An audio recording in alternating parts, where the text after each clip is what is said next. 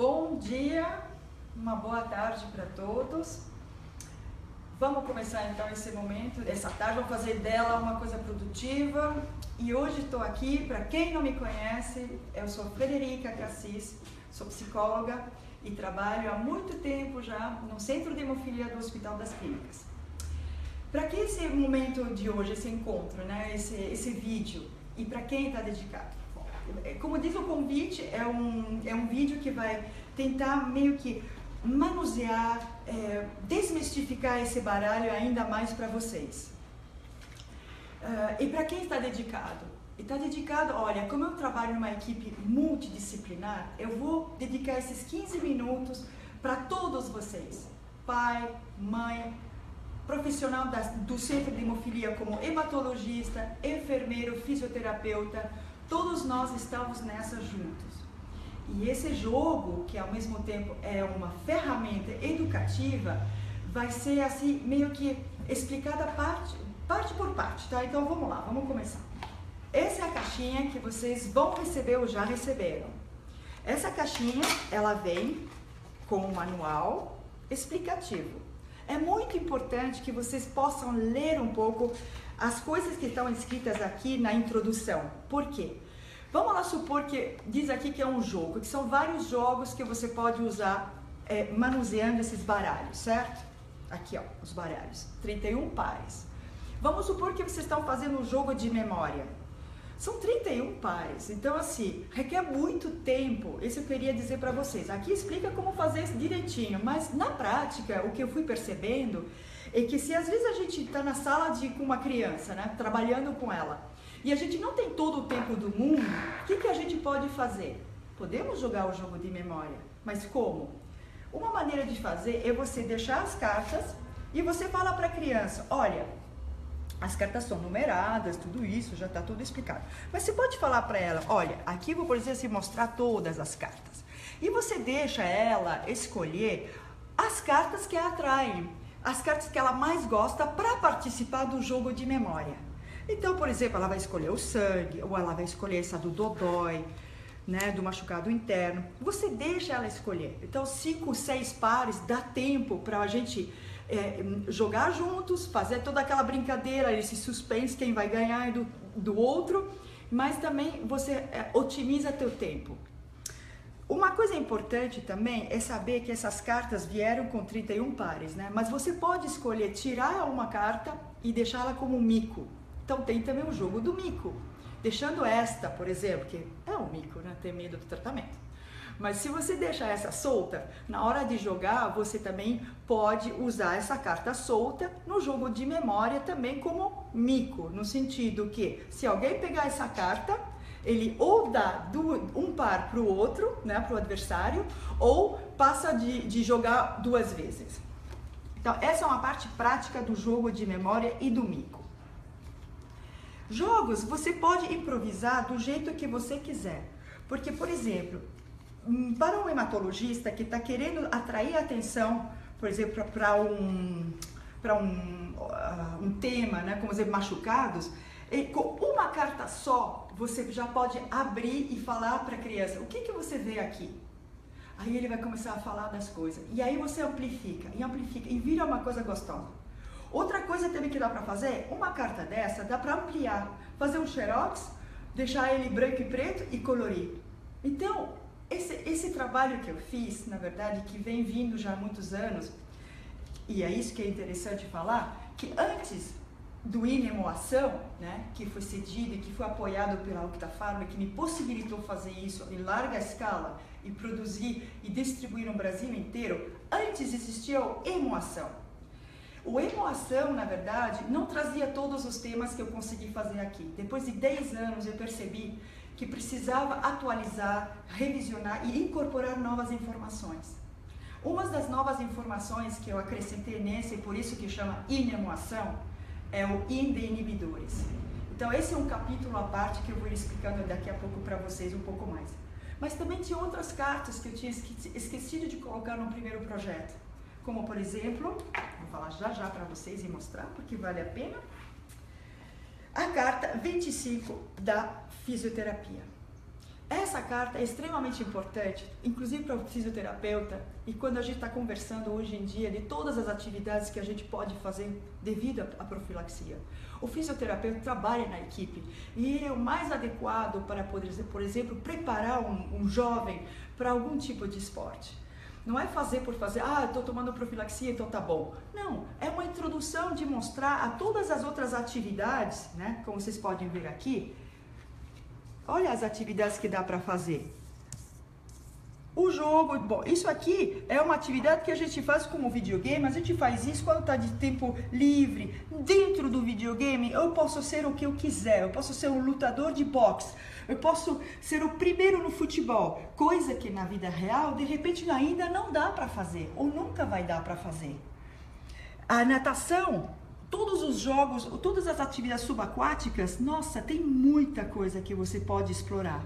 A dança, a música, inclusive até o futebol. Se você joga com seu amigo, por exemplo, você mostra isso para os jovens, você fala para ele, e aí, é aqui, o que você acha que dá para fazer? Jogar como amigo, com teu pai? Sim, dá para fazer. Qual o limite? Qual o que posso, o que não posso fazer? Você abre para discussão. Então, isso o N-Moção pode também permitir a vocês. Voltando um pouquinho. Aqui, por exemplo, quando eu estou falando que eu me dirijo a vocês pais e também profissionais. O N-Moção foi criado hoje em dia eu fiz isso porque eu achei que também seria interessante para otimizar o tempo de atendimento lá nos hospitais. Você tem capítulos. Esse capítulo que eu mostrei aqui no final é o último capítulo, o quarto capítulo dessas cartas todas, que são o quê? As atividades físicas e a fisioterapia, certo? Mas antes disso, se a gente começar pelo número 1, presta atenção aqui comigo. Olha aqui esse capítulo. Olha, e eu faço assim como se fosse baralho mesmo de carta, viu? Só para vocês se sentirem assim, manuseando e toca nas cartas para você se sentir à vontade. Esse primeiro aqui, do 1 a 7, o que ele está falando? Do sistema vascular e os tipos de machucados. Se você prestar aqui atenção, você pode já falar para a criança, olha aqui, o que é isso para você? O que você está vendo? Geralmente eles veem o coração. Então você vê aí, depois você explica, olha os tubos todos conectados, o que são isso? São veias, são artérias, aí você pode entrar cada vez mais nos temas, certo? Dá para ver aqui, ó, só mostrar a minha mão já dá para ver veias, certo? E o que vai por dentro? O sangue. Então a criança, mesmo pequena, você chama ela para raciocinar, para lembrar das coisas. Aqui, ó, um médico que quer mostrar, olha os tipos de machucados que temos aqui. Externo, que dá para ver o sangue saindo, interno, que não dá para ver o sangue sair, mas dá para sentir o machucado. Dá para sentir aqui o menino, olha comparado com este. E aí você pode jogar o jogo das 7, né, ou das diferenças entre uma carta e a outra. Aqui você vê o imã do sangue dentro do joelho. Como faz mal deixar o sangue acumulado? Por isso é importante fazer a profilaxia. Então, uma carta leva a outra. E os primeiros socorros, isso é muito importante. A criança pequena adora dizer que ela faz direitinho, que ela lava o machucado, que ela coloca o band-aid, que ela coloca o gelo. Então, esta carta que tem 4 ações, já pode abrir portas para a enfermagem, para a família toda participar melhor e aceitar a hemofilia melhor. Esse jogo, na verdade, foi feito para isso, para começar cedo a entender o que é a hemofilia, como que eu tenho que fazer para viver melhor, que tratamento eu tenho que aderir, como aderir, que coisas que não entendo, que coisas que não gosto, e poder conversar com a equipe. Então, esse é o primeiro capítulo, esse é o último. Muito bem, vamos ver agora por dentro o que acontece quando a gente machuca. Olha aqui, é o processo da coagulação. Usando simplesmente estas cartas, você já vai poder falar de uma coagulação na hemofilia. Olha aqui, lembra aquela veia que estava boa?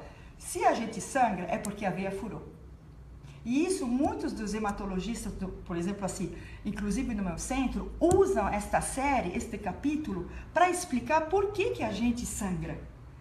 Olha aqui, tá vendo? Que a gente falou que o sangue começa a sair, você acha que o nosso corpo fica quieto? Não, o corpo reage. As tuas plaquetas, elas vão vir para tampar o buraco da veia. E aí, se for um machucado pequeno, já dá certo o tampão das plaquetas. Mas se o machucado é um pouco maior, precisa de uma rede para segurar o tampão no lugar. E isso na hemofilia não acontece facilmente. Tá lento, tá ineficaz, não fica bom a rede. Por quê? Porque falta o fator. E no manual você vai ver que tá tudo explicadinho. Se você vai, por exemplo, assim, ao 12, né? Aqui você vai ter um texto explicativo de por que a rede não se faz.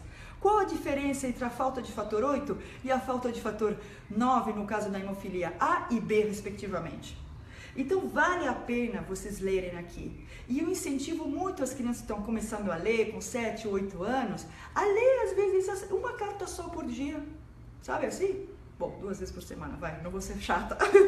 Mas assim, a leitura também é um método de você incentivar teu filho a poder ler direitinho. Ok, aqui, como vocês vão ver, essa série aqui da coagulação, o que aconteceu? Tomando o fator, olha só, tomando o fator, fazendo a autoinfusão, a tartaruga fica agilizada. Então, essa lentidão da hemofilia some e a rede se faz e coagulamos e voltamos a uma veia bem feitinha. Então, esta é uma série que os hematologistas usam muito para explicar o que acontece dentro do nosso corpo.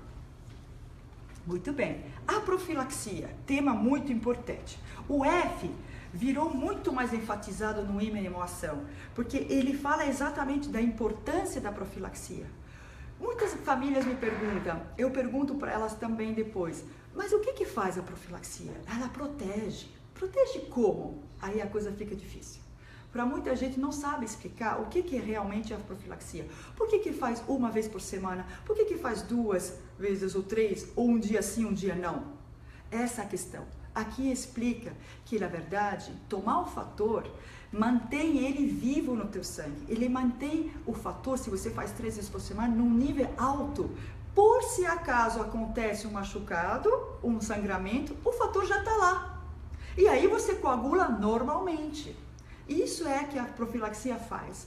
Ela mantém alto o fator no sangue. Quando ele começa a baixar, você tem de novo uma dose entrando no teu sangue. Então, isso é muito importante a gente enfatizar e entender para poder fazer direitinho o tratamento que os médicos estão pedindo, certo? Terceiro capítulo, os inibidores. Os inibidores, às vezes, acontecem, mas é uma situação séria, difícil, mas não acomete todo mundo, né? Então, às vezes, não todos os hemofílicos desenvolvem inibidores. 1/3 da população, às vezes, tem essa tendência a fazer inibidores. O que é o inibidor? O inibidor é uma reação do sistema imunológico, como se te falasse assim, que fator é esse? Eu não reconheço, eu não gosto do fator, aí eu vou fazer um inibidor para me defender contra o fator. E aí, para isso, o que acontece? O fator que você tomou não faz mais efeito. Olha só o inibidor, o que ele faz. Tá vendo o F do fator que a gente já estudou? Ele está imobilizado pelo inibidor. Ele é o mal. Mas ele é um mal muito querido, de alguma maneira, porque todas as crianças gostam dos maus. Então, é assim mesmo. Então, você pode usar ele para outra coisa também, se você não tiver inibidores. Aí, o que você vai fazer? Se o fator não faz efeito, você tem que usar o outro agente na tartaruga para coagular direito. Porque a gente tem que, primeiramente, cuidar do sangramento. Resolvido o tema do sangramento, a gente vai tratar de quê agora? De uma outra coisa, dos inibidores. Vamos tentar tirá-los do nosso sangue. Com o quê? Com um tratamento que chama imunotolerância. Tá vendo aqui? É a tartaruga trazendo muito fator para ver se o sangue da gente se acostuma a esse fator e não faz mais inibidores. Aí o fator ganha de novo. Esse é um tratamento que leva um tempo, que você tem que entender direitinho para poder também você participar da cura dos inibidores. Então é isso, pessoal. Eu mostrei para vocês aqui, eu estou falando também para meus colegas, né, nos centros no Brasil, de que dá cada um para usar o que quiser. Dá para ele fazer, otimizar a explicação com o recurso da imagem. Por que eu digo isso? Porque falando, a gente acha que às vezes o outro entendeu. Mas se você tem acoplado a fala ao conceito uma imagem, você usa uma coisa que se chama relembrança ativa. A relembrança ativa é isso, você aciona a memória que junto com a imagem e o conceito fica muito mais sólido o conhecimento. Então, por favor, não abra mão dessa coisa das imagens. Pode ser também um vídeo, pode ser várias coisas. E essa ferramenta está aqui para vocês fazer perguntas, para vocês usarem e abusarem. Eu quero que esses baralhos não fiquem tímidos em tocar, em misturar e tal lá. É assim, essa bagunça toda é muito boa, porque aí vem uma coisa mais criativa da parte dos pais e dos profissionais também envolvidos no tratamento. Espero que tenha gostado. Qualquer coisa eu estou à disposição. E eu acho que aí tem uma pergunta. Vou ver. É da Dissoneide dos Santos, que me pergunta: como eu consigo um desses? Ups! Você consegue sim, você consegue facilmente através da Federação Brasileira de Hemofilia. Ela tem todos os baralhos, a quantidade certa para distribuir, e você escrevendo para lá, com certeza você vai receber. E eu quero aproveitar esse momento também, justo, você fez a pergunta certa, viu? Para dizer muito obrigada mesmo à Federação Brasileira de Hemofilia, que sempre assim está fazendo coisas diferentes para chegar mais perto de você.